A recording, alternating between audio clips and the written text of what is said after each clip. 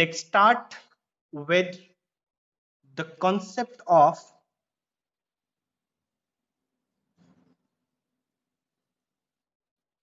Newton's third law of motion. Fine. Now, what is Newton's third law of motion? Fine. Basic, simple. Is that clear now?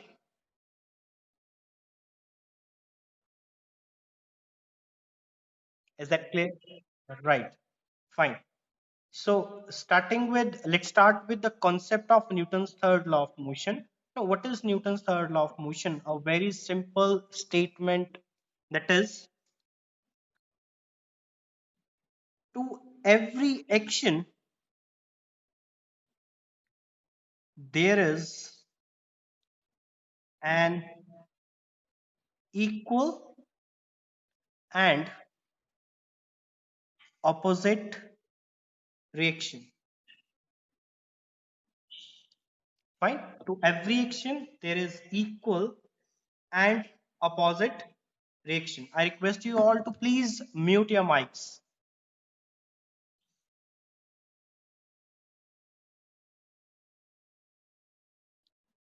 Fine. Or you can say whenever two bodies, suppose A and B are the two bodies, whenever two bodies interact with each other, the force exerted by first body on second is equal to and opposite to that exerted by the second body on the first body.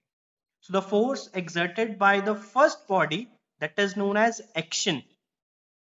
Fine. And the force exerted by B on A, which is equal and in opposite direction, that is known as reaction. Fine. To every action, there is equal and opposite reaction. This is Newton's third law of motion, actually. Fine.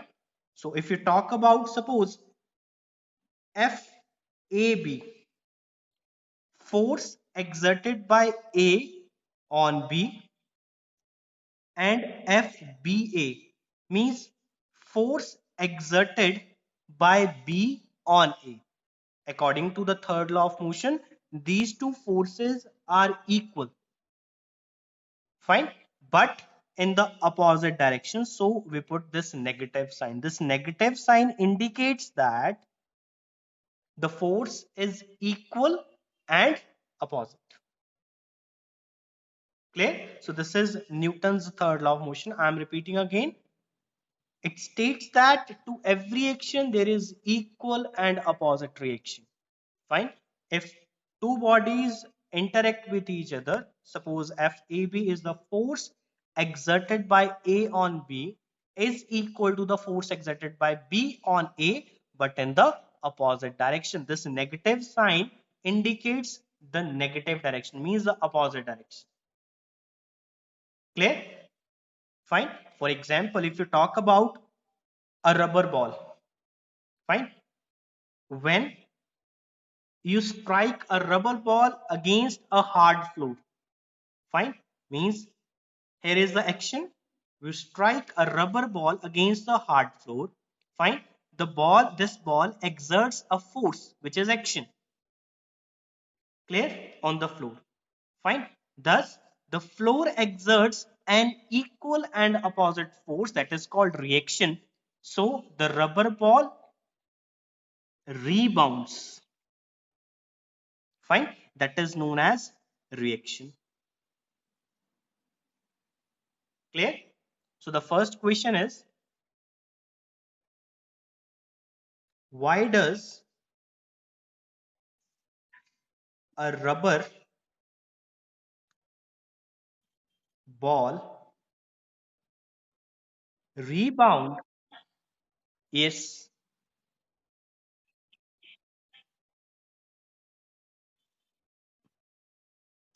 Check your internet connection, bache.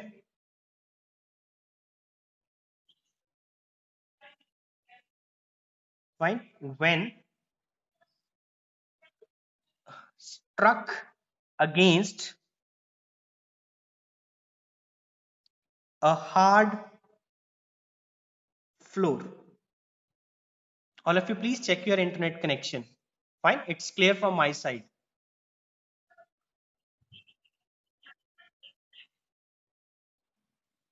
Yes, you can say, but on to different bodies.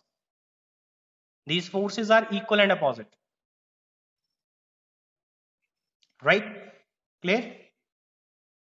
Now, second question is second example of Newton's second law of, that is the application actually. That is the recoil of gun. When it fires a bullet, when you fire a bullet in a gun through a gun, fine.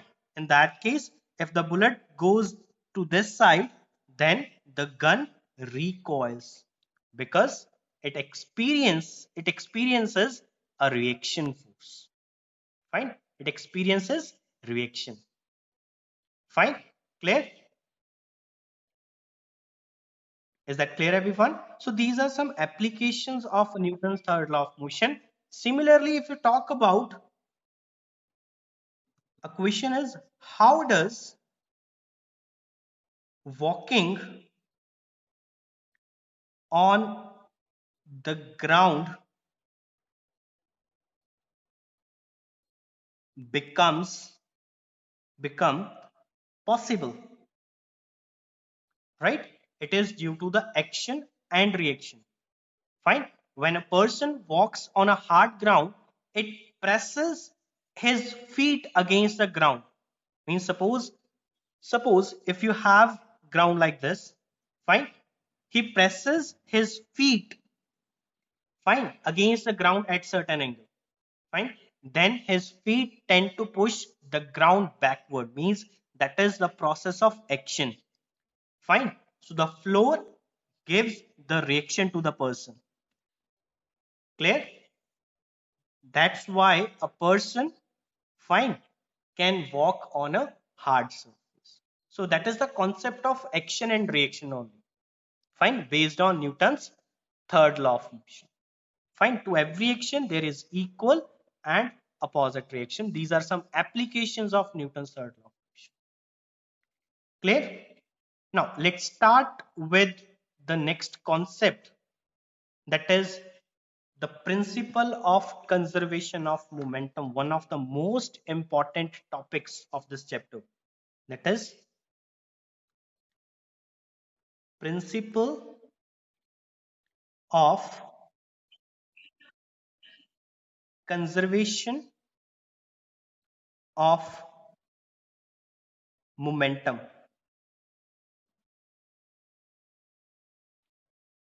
Fine, principle of conservation of momentum. Clear? Right. Just a minute, bache.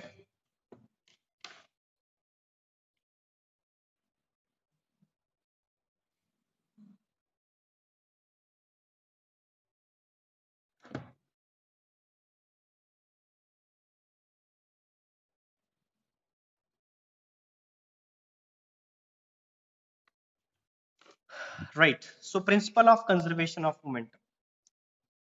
So what is conservation of momentum? What is the meaning of conservation? Means if you talk about a system, I'm not talking about individual body, I'm talking about a system. Means the total momentum of the system remains conserved or constant. Fine. If you talk about two body system, means suppose you have two bodies, body 1 and body 2. Fine. They are having masses m1 and m2. They collide with each other. This is the concept of before collision. Means they are moving with some initial velocities u1 and u2. They collide with each other. Fine. Here is before collision. At the time of collision, fine, and then after collision. They are moving with final velocities v1 and v2. I request you all to please mute your mics.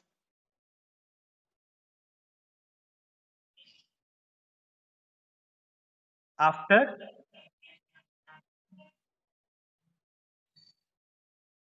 uh, बच्चे check your internet connection. At my end, it's clear.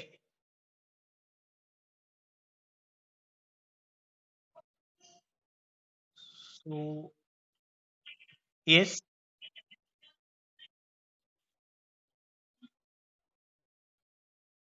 just a minute.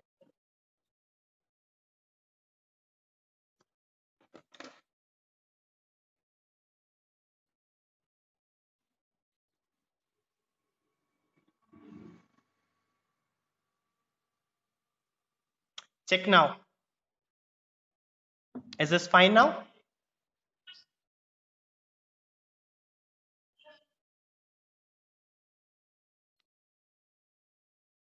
I guess it's clear now.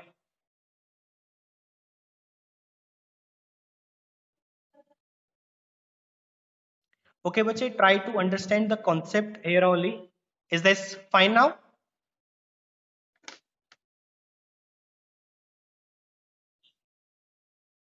Okay. Okay, bache, try to understand the concept. After that, I'll send you the video link also. Fine. So after collision, this is the concept of after collision. Before collision and after collision. According to the conservation of momentum, fine. According to the conservation of momentum, the total momentum before collision should be equal to the total momentum after collision. Clear? Means the initial momentum of the system. No, no, they are moving in the same direction. Fine. Look, here object 1, it is moving with velocity u1. Object 2, it is moving with velocity u2. We are assuming that u1 is greater than u2. u1 is greater than u2. So that's why they collide. Fine. After collision, their velocities become v1 and v2. Fine. Masses m1 and m2, m1 and m2. So according to the conservation of momentum, the total momentum of the system before collision should be equal to the total momentum after collision. Means to say, the momentum of the system before collision is m1 u1. Mass into velocity is momentum.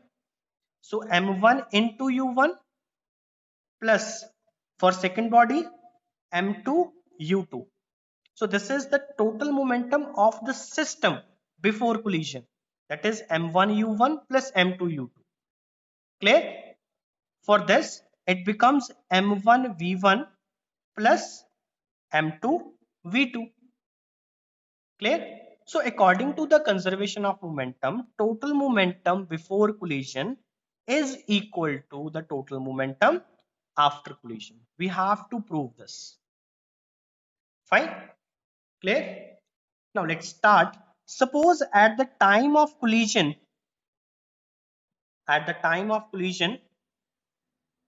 F1 is the force that is applied by body 1 on 2, and F2 is the force that is applied by body 2 on body 1. Clear? F1 is the force that is applied by body 1 on body 2. F2 is the force that is applied by body 2 on 1. Fine. So according to Newton's second law of motion, we know that F is equals to mv minus u upon t. We have the formula according to Newton's second law of motion that F is equals to mv minus u upon t. Now, if you talk about the force applied by body 1 on 2, it becomes m1 v1 minus u1 upon t. m1 is the mass of the first object, v1 is the final velocity of first object, u1 is the initial velocity of the first object. Similarly, for f2 it becomes m2 v2 minus u2 upon t. Clear? So f1 is the force applied by body 1 on 2, f2 is the force applied by body 2 on 1. Clear? Now, according to the Newton's third law of motion, according to Newton's third law of motion, clear? According to Newton's third law of motion, F1 should be equal to F2. There is an equal and opposite reaction. Negative sign indicates the opposite reaction. Now put the values of F1 and F2. Fine. So it becomes M1 V1 minus U1 upon T is equals to M2 V2 minus U2 upon T with the negative sign. Fine. So just cross multiply T, it cancels. So we have M1 V1 minus U1 is equals to minus M2 V2 minus U2. Is that clear, everyone? Is that clear, everyone? Fine. Now we have put the value of F1 and F2 here. We have M1 V1 minus U1 upon T is equals to minus M2 V2 minus U2 upon T. So T cancels. We have M1 V1 minus U1 is equals to minus M2 V2 minus U2. So open the bracket, we have M1 into V1 minus M1 U1 is equals to minus M2 V2 minus minus plus, it becomes M2 U2. Just rearrange it. Fine. So it becomes M1 V1 plus M2 V2. This side it is negative. When you shift this term to the left hand side, it becomes positive. Similarly, when you shift this M1 U1 to this side, it becomes positive M1 U1 plus M2 U2. Fine. I'm just shuffling it. We have M1 U1 plus M2 U2 is equals to M1 V1 plus M2 V2. Now look at this relation. So M1 U1 plus M2 U2 is the initial momentum of the system. M1 V1 plus M2 V2 is the final momentum of the system. Fine. So we have proved that the momentum, the total momentum before collision is equal to total momentum after collision. Clear, everyone? Okay, let me repeat this topic again. Fine. From the first point, principle of conservation of momentum. Now, according to the principle of conservation of momentum, total momentum of the system remains conserved. Fine. Suppose you have a two body system, means you have two bodies in that system, body 1 and body 2. Fine. So body 1 has mass m1, body 2 has mass m2. Fine. Initially body 1 is moving with velocity u1 and body 2 is moving with velocity u2. Clear? We are assuming that the velocity of body 1 is greater than the velocity of body 2, so that they collide. Fine. After collision, the velocities becomes 1 v1 and v2. v1 is the final velocity of body 1, v2 is the final velocity of body 2. Clear? Now we need to prove that total momentum of the system before collision, that is m1 into u1 plus m2 into u2, that will be equal to the final momentum of the system, that is m1 v1 plus m2 v2. Clear? Now, we know that according to Newton's second law of motion, according to Newton's second law of motion, F is equals to mv minus u upon t. Yes, I request you all to please mute your mics. Thank you. So F is equals to mv minus u upon t. We know that according to Newton's second law of motion, we have F is equals to mv minus u upon t, right? Suppose F1 is the force that is applied by body 1 on body 2. Clear? So it becomes m1 v1 minus u1 upon t for time t, right?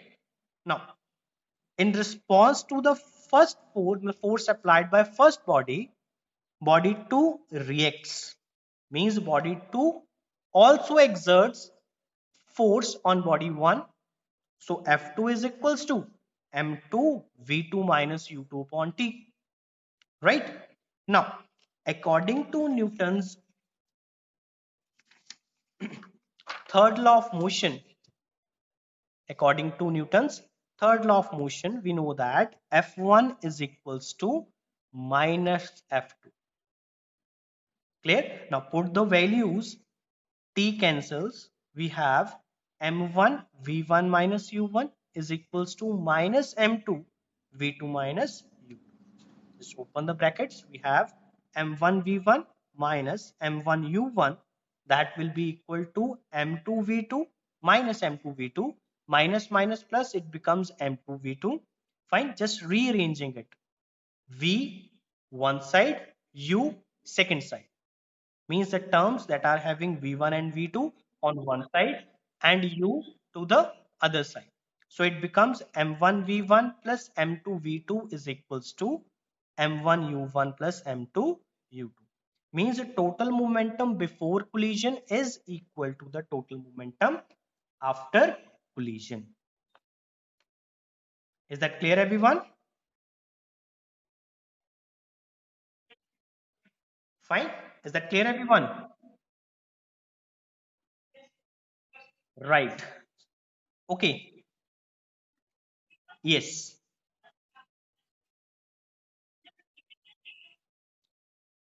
It's not a condition. U1, we are assuming for U1. Fine. In this case, actually V2 is greater than V1. Right? That's why this separates. Right? Clear? Right. So let's do an example. Fine. That is an example, that is an application of conservation of momentum. That is the recoil velocity of gun. Recoil velocity of gun. Clear? Now, suppose uh, when when a shot is fired, fine. In that case, the gun recoils. Fine. Suppose in the case, suppose you have a gun and a bullet. Fine. M1 is the mass of gun. M2 is the mass of bullet. U1 is the initial velocity of gun. U2 is the initial velocity of bullet. V1 is the final velocity of gun. V2 is the final velocity of bullet. Clear? Now look, before we fire, fine, before we fire a shot, fine. In that case, U1 and U2, they both are zero. Initially, the gun and the bullet, they both are they both have initial velocity 0. Fine. So that's why u1 and u2 becomes 0. Clear? Now, v1, when you the question is recoil velocity of gun. We need to calculate the recoil velocity of gun. Fine. So we know that the momentum of the system remains conserved. Fine. That becomes m1u1 plus m2u2 will be equal to m1v1 plus m2v2. So according to the conditions, u1 and u2 they both are 0. u1 is 0, u2 is 0. Means the left hand side becomes 0. Right? So this will be equal to m1v1 plus m2v2. Fine. This will be equal to m1v1 plus m2v2. So the question is recoil velocity of gun means we need to calculate the value of v1. Fine. So we have m1 v1 plus m2 v2 that will be equal to 0, or m1 v1 is equals to minus m2 v2. Fine. When you shift this term to right hand side, it becomes negative. Fine. To calculate the value of v1, we have m2 v2 upon m1, right? Where m2 is the mass of bullet, v2 is the velocity of bullet, final velocity of the bullet, m1 is the mass of gun. Fine. With the negative sign, this negative sign indicates that the gun recoils, means if the bullet goes to this side, then the gun recoils to the opposite direction. Is that clear, everyone?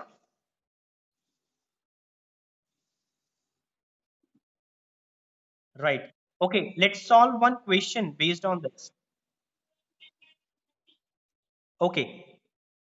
So we know that we know that the momentum of the system remains conserved. We have a system with a gun and a bullet. Fine. Before you fire the bullet from, initial velocity of the bullet and the gun is 0. Right? Clear? M1 is the mass of gun and M2 is the mass of bullet. I request you all to please mute your mics. Right? V1 is the final velocity of gun with which it recoils. V2 is the velocity of the final velocity of the bullet. So according to the conservation of momentum that we derived from this, that is m1u1 plus m2u2 is equals to m1v1 plus m2v2. Right? So u1 and u2 both are 0. So it becomes 0 is equal to m1v1 plus m2v2. We need to find the value of v1. That is the recoil velocity of gun. Fine. So shift this term to right hand side, it becomes negative. Just cross multiply it.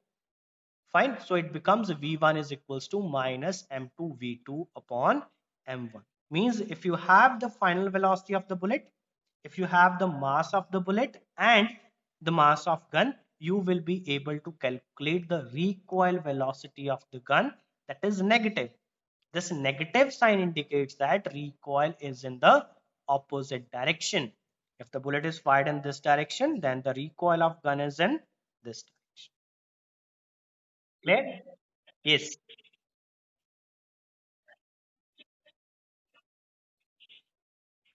In this question, we don't need that.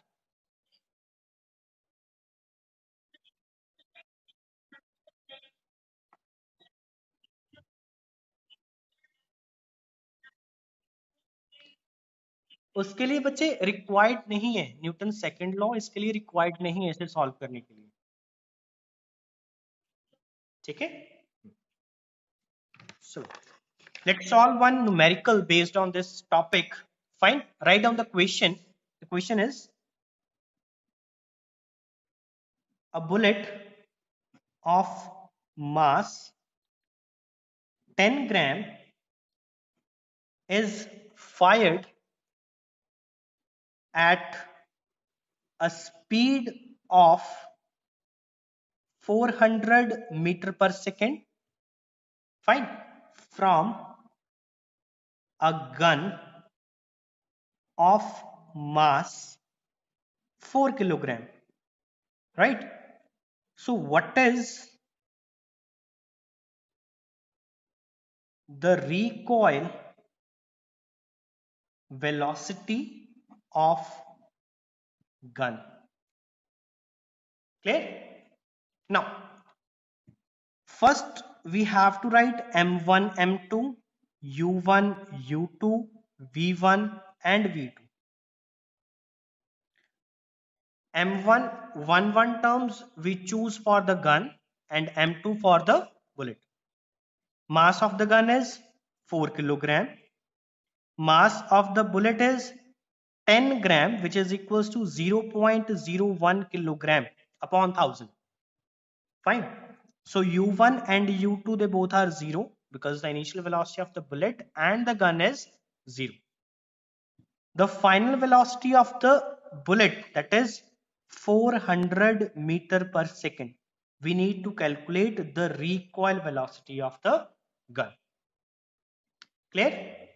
So according to the conservation of momentum, we have m1u1 plus m2u2, that will be equal to m1v1 plus m2v2. Clear? So just put the values. So this becomes 0 because u1 and u2, they both are 0. That will be equal to m1. The value of m1 is 4. v1 we want to calculate, plus the value of m2 is 0.01. Fine. Into the value of v2 is 400 meter per second. So it becomes 0 is equals to 4v1 plus 400 upon 100. 0.01 becomes 1 upon 100. So we have 0 is equals to 4v1 plus 4. Fine. When you shift this 4 to this side, it becomes minus 4 is equals to 4v1. Fine. Just cross multiply it. We have minus 4 upon 4. That will be equal to v1. Or you can say v1 is equals to minus 1 meter per second. So the gun recoils with 1 meter per second. Fine. Negative sign indicates the opposite direction.